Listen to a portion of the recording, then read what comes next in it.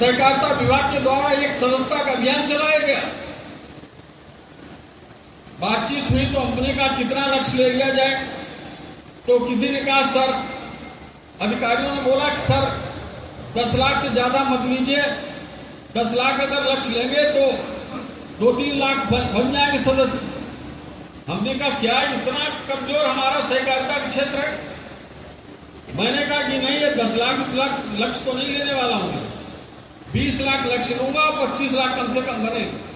लक्ष्य से ज्यादा ही जाना मेरे आदत में नहीं, लक्ष्य से पीछे रह जाना, लक्ष्य के आगे ही जाना। और हमने 20 लाख का लक्ष्य लिया सदस्य ने बनाने का। और हमारे किसान भाइयों ने पूरे प्रदेश में इतना आशीर्वाद दिया, 1 सितंबर से लेकर 30 सितंबर मात्र 1 महीने में 30 लाख नए सदस्य बने। और सदस्य नहीं बने, 70 करोड़ रुपया भी जमा किया किसानों ने। भाई साहब 70 करोड़ रुपया जमा ही नहीं किया। आज वो 70 करोड़ रुपया जमा करने वाले किसान भाई, आज पूरे प्रदेश में एक भी किसान भाई नहीं आया है कि मैंने ये 70 करोड़ में इतना रुपया जमा किया, मुझे वापस चाहिए। कोई पूछने भी नहीं जा रहा। मतलब सहकारिता की ताकत तो देखिए कि 70 करोड़ रुपए किसानों ने जमा किए हैं और ये पूरे प्रदेश में ये रुपया कोई मांगने नहीं जा रहा। सहकारिता की ताकत यह है कि छोटी छोटी पूंजी इकट्ठी करके एक बड़ी पूंजी बनाना और पूंजीपतियों के आगे एक विकल्प खड़ा करना। डेयरी एक पल्सर डेयरी थी, मुंबई के कुछ लोग आके गुजरात में डेयरी चलाने का काम किया करते थे। वहां पर उन लोगों ने किसानों का दूध ले लिया, उसके बाद उनके भुगतान पेमेंट किया नहीं, और कभी कभी महीनों लेट हुआ, फिर उसके बाद 3 महीना 6 महीना लेट हुआ, सालों तक किसानों को पेमेंट नहीं मिला। उसके कारण किसानों को बहुत अनरेस्ट हुआ। उस समय ये वल्लभ भाई पटेल जी के पास गए तो उन्होंने कहा कि आप लोग ऐसा करिए कि अपना खुद का पैसा इकट्ठा करके डेयरी खोलिए। वहां पर माताओं बहनों ने मिलकर मात्र 100 रुपए इकट्ठे करके एक बनासकांठा डेयरी का बनाने का काम किया, जिसका एक नया नाम अभी आप अमूल के रूप में जो प्रोडक्ट देख रहे हैं, वो डेयरी का निर्माण किया गया। और उस डेयरी के द्वारा किसानों का दूध लिया गया और उसके बाद उसका प्रोसेसिंग की गई उस डेयरी ने, और दूध का दूसरी जगह बेचने का काम किया गया, दूसरों लोगों को उपलब्ध कराया, अच्छा मुनाफा कमाया। आज वो डेयरी जो कभी पैसे लोगों को पल्सर डेयरी नहीं देती, अमूल डेयरी हर हफ्ते में लोगों के खाते में उनको पैसे देने का काम कर रही है। और इस समय 1,10,000 करोड़ की कंपनी बन गई है। अमूल डेयरी ने एक इतिहास रचने का काम किया। और वर्गीस कुरियन इसके बहुत बड़े पद्म विभूषण जिनको बाद में भारत सरकार ने दिया है, उन्होंने पूरी एक रचना रची। और उत्तर प्रदेश में मैं जो आप लोगों से कहना चाहता हूं कि गुजरात और महाराष्ट्र इसलिए समृद्ध नहीं कि वहां बड़े बड़े उद्योग हैं। गुजरात और महाराष्ट्र इसलिए समृद्ध है कि वहां पर कोऑपरेटिव बहुत समृद्ध है। उत्तर प्रदेश में तमाम लोगों ने हमारी कोऑपरेटिव व्यवस्था को चौपट करने का काम किया। और मैं कहना चाहता हूं कि लोगों ने बहुत बड़ा अपराध, बहुत बड़ा पाप हमारे किसान भाइयों ने। अगर वो सहकारिता के आंदोलन को बर्बाद न करते, अगर सहकारिता के क्षेत्र में सही काम हो रहा होगा, तो निश्चित रूप से यहाँ का किसान अब तक बहुत समृद्ध और सक्षम हो चुका। अब मैं अर्थव्यवस्था बताना चाहता हूँ आपको कि किस तरीके से किसान सक्षम और समृद्ध होगा। केवल किसान को यूरिया डीएपी मिल जाए इससे ही समृद्ध नहीं होगा। हमने तो पहले उसी पर फोकस किया कि कम से कम जो हमारी सहकारिता की रीढ़ है, साधन सहकारी समितियां, पैक्स, इनको पहले मजबूत करें। माननीय अमित शाह जी ने इन सभी समितियों का कंप्यूटराइजेशन करने की व्यवस्था बनाई है। भाई बैठो, उठो नहीं, सुनो, भाई साहब बैठो, बीच में उठो। माननीय अमित शाह जी ने कहा कि ये सब जो भी मंच है इसमें भ्रष्टाचार का रोग लगा हुआ है। कंप्यूटराइजेशन हर मंच की दवा है।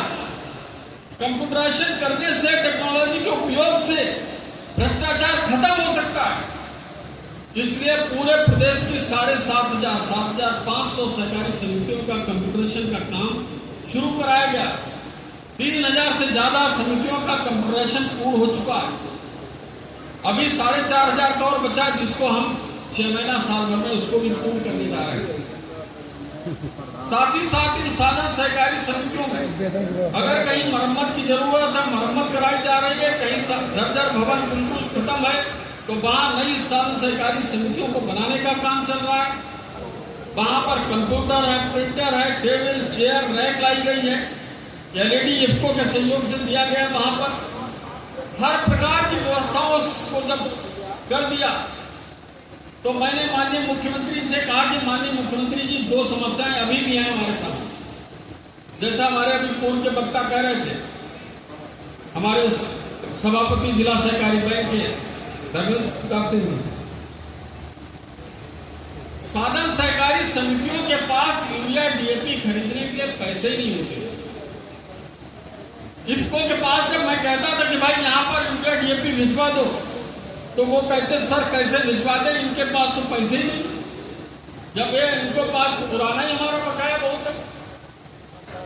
इस समस्या को समाधान के लिए मैंने माननीय मुख्यमंत्री से निवेदन किया कि माननीय मुख्यमंत्री जी, इन समितियों के लिए हमें 10-10 लाख रुपए की जरूरत है, ताकि एक ट्रक यूरिया, एक ट्रक डीएपी और उसके बाद कुछ रोटेशन के लिए 10 लाख रुपया अगर इन साधन सहकारी समितियों को मिल जाएगा तो ये कार्य व्यवसाय कर पाएंगे। उससे किसानों को समय पर यूरिया डीएपी मिल जाएगी। माननीय मुख्यमंत्री जी ने कहा इसकी योजना बनाओ। मैंने की योजना तो है 750 करोड़ की, लेकिन आप कुछ कम भी कर दो तो भी हम, एक जुगाड़ ऐसी है वो, उससे किसानों को भी फायदा हो जाएगा, हमारी जिला सहकारी बैंकों को भी फायदा हो जाएगा और इफ्को को भी फायदा हो जाएगा और सभी साधन सहकारी समितियों को भी फायदा हो जाएगा। तो कहा क्या करोगे? मैंने कहा कि 10-10 लाख रुपए की लिमिट, कैश क्रेडिट लिमिट जिला सहकारी बैंकों से इनको देंगे और उसका पूरा का पूरा जो साल भर का ब्याज आएगा वो उत्तर प्रदेश सरकार के खजाने से देने का पूरे बजट को व्यवस्था करा दी। जैसे ही मैंने आज शाम को 6 बजे 7 बजे चर्चा की माननीय मुख्यमंत्री से, अगले दिन सुबह 10 बजे माननीय मुख्यमंत्री जी ने घोषणा कर दी, जो भी इसके ब्याज पर पैसा लगेगा उत्तर प्रदेश सरकार के द्वारा बहेगा। और उसके बाद का प्रस्ताव भेजो। प्रस्ताव भेजने मुझे टाइम कुछ लगा, तो उन्होंने महीने भर में 3 बार मुझसे पूछा कि प्रस्ताव नहीं आया, तुम्हारा प्रस्ताव नहीं आया। सुरेश खन्ना जी वित्त मंत्री जी अलग से पूछ रहे। मतलब कोई अच्छी चीज हो तो माननीय मुख्यमंत्री जी कितना ज्यादा उसमें गंभीरता के साथ काम करने का काम करते हैं। इससे मुझे लगा कि वो कितना ज्यादा चिंतित है इस सहकारी संस्थाओं को ऊपर उठाने के लिए। उसके बाद महाराज जी के पास फिर मैं गया। मैंने कहा महाराज जी थोड़े की जरूरत है। कह रहे क्या और जरूरत पड़ गई? मैंने कहा कि साधन सहकारी समितियों के पास कंप्यूटर भी आ गया, प्रिंटर भी आ गया, एलईडी भी लग गई, लेकिन कहीं कहीं ऐसा है स्थिति कि वहां पर बिजली का कनेक्शन नहीं है, कहीं दूर दूर तक तार नहीं, खंभा नहीं, और कहीं बिजली कनेक्शन था तो कट गया, वो वहां बकाया की वजह से, तो वहां बिजली का कनेक्शन की दिक्कत हो रही है। तो कह रहे क्या योजना बनाना चाहते हो? मैंने कहा ऐसी साधन सहकारी समितियों की जहां बिजली कनेक्शन नहीं हो पा रहा है, तो ये सभी साधन सहकारी समितियों के लिए हम योजना बनाना चाहते हैं। का क्या योजना है? मैंने कहा सभी पर 2 किलोवाट का सोलर रूफटॉप का कनेक्शन का व्यवस्था बना दीजिए। तो सोलर पैनल के द्वारा बिजली की व्यवस्था हो। अब हमारी साधन सहकारी समितियां पूरी तरीके से संतृप्त हो गई। पैसे की भी व्यवस्था हो गई, कंप्यूटर की भी, प्रिंटर की भी, टेबल, चेयर, रैक, एलईडी, मरम्मत भी, नई समिति बने और ऊपर से हर तरीके से इन समितियों को हमने सक्षम बनाने का काम किया। आगे ये समितियां अच्छी तरीके से काम कर रही। पूर्व में 1400 समितियां लगभग अच्छे तरीके से काम कर रही थी और 1400-1500 समितियां ऐसी थी जो किसी तरीके से खींच खांच काम कर रही। आज प्रदेश की 7,500 में 6,400 समितियां बहुत अच्छी तरीके से काम कर रही हैं और 31 मार्च 2025 तक का हमने लक्ष्य लिया। सभी 7,500 हमारी समितियां अच्छी तरीके से काम करेंगी। किसानों को कहीं यूरिया डीएपी के लिए परेशानी को उठानी नहीं पड़ेगी। अब इस समस्या क्या है कि धीरे धीरे सहकारिता के क्षेत्र को सीमित किया गया। ये जो यूरिया डीएपी है जिसको 80% सहकारिता के द्वारा डिस्ट्रीब्यूशन करना चाहिए, वितरण करना चाहिए, वो धीरे धीरे प्राइवेट को चला गया लगभग 70%। अब हमारे पास 30% था, हमने बढ़ा के 40% किया है, तो बाकी प्राइवेट के पास चल रहा है। अब प्राइवेट वाले तंग कर रहे हैं लोगों को डिमांड और सप्लाई का अंतर खड़ा करके। वो तो मैं डंडा लिए बैठा रहता हूँ लखनऊ में, तो लोग गड़बड़ नहीं कर पाते नहीं, तो लोग पूरा किसानों का ऐसा चक्र में फंसाना चाहते हैं कि किसान मजबूर होके 2-4-500-1000 रुपए ज्यादा देके यूरिया डीएपी खरीदने के मजबूर हो।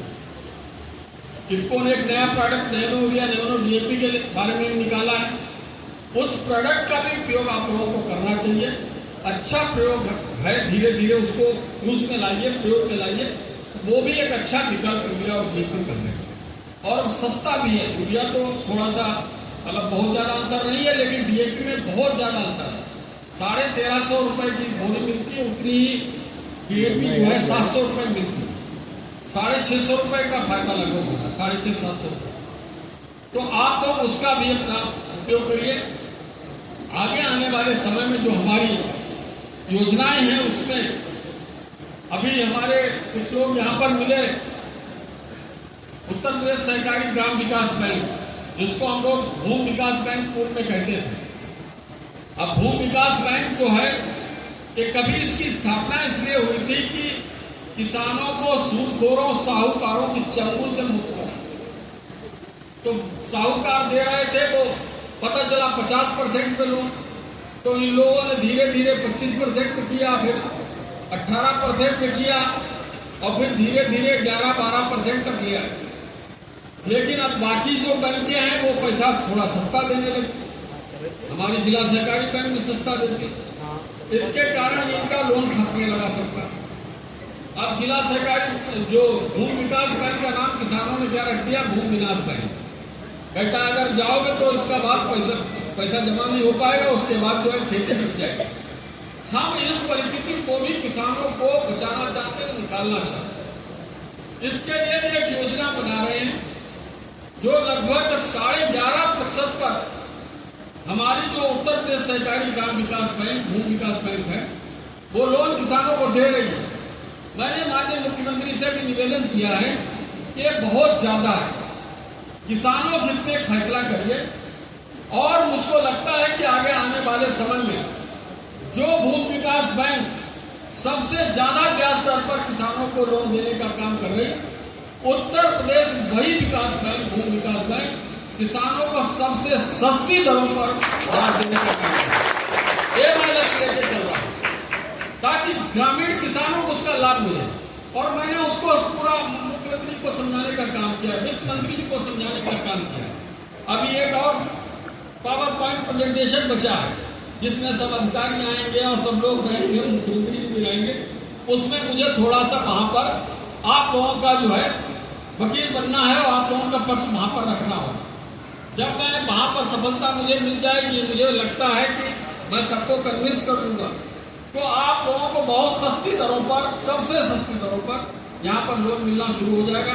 बस आप लोगों से मेरा निवेदन इतना ही रहेगा, चाहे जिला सहकारी बैंक से आप लोन लें, चाहे उत्तर प्रदेश कोऑपरेटिव बैंक से लोन लें, और चाहे हमारी इस भूमि विकास बैंक उत्तर प्रदेश सहकारी बैंक विकास बैंक, आप लोग अगर जब भी पैसा आपके जेब में आए तो घर जाने से पहले पैसा बैंक में जमा कर दो, घर पे बांट। और मैं आपको वादा करता हूं, आपकी जब भी जरूरत होगी 24 घंटे के अंदर आपको लोन मुहैया कराने का काम ये जिला सहकारी बैंक को। आपको भी बैंक भटकना नहीं होगा। आप इधर कागज दीजिए कि हमको इतने रुपए की जरूरत है, अगले दिन आपको आपके पास पैसा पहुंचे। इस व्यवस्था को लेकर चलना चाहते हैं, लेकिन हमको पूरी ईमानदारी के साथ काम करना है। और जहां कोई भ्रष्टाचार बेईमानी कोई गड़बड़ी करे तो आवाज उठाने का काम आपको करना है। कहीं आपको लगता है कि गड़बड़ी हो रही, तो पूरी आवाज वहां पर उठाइए, हम आपके साथ खड़े हैं। हमने बहुत लोगों से पंगा ले रखा है, बहुत लोगों से पंगा आप लोगों खातिर ले रखा है। आप लोगों को पता नहीं कितने लोगों से पंगा है। बहुत से अधिकारी कर्मचारियों के खिलाफ कार्रवाई कर चुका हूं और आगे मैंने तय कर रखा है किसानों हितों के साथ समझौता नहीं करूंगा, चाहे कुछ भी हो। बहुत से अधिकारी कर्मचारी परेशान हुए, सिफारिश बड़ी बड़ी लेके आते हैं।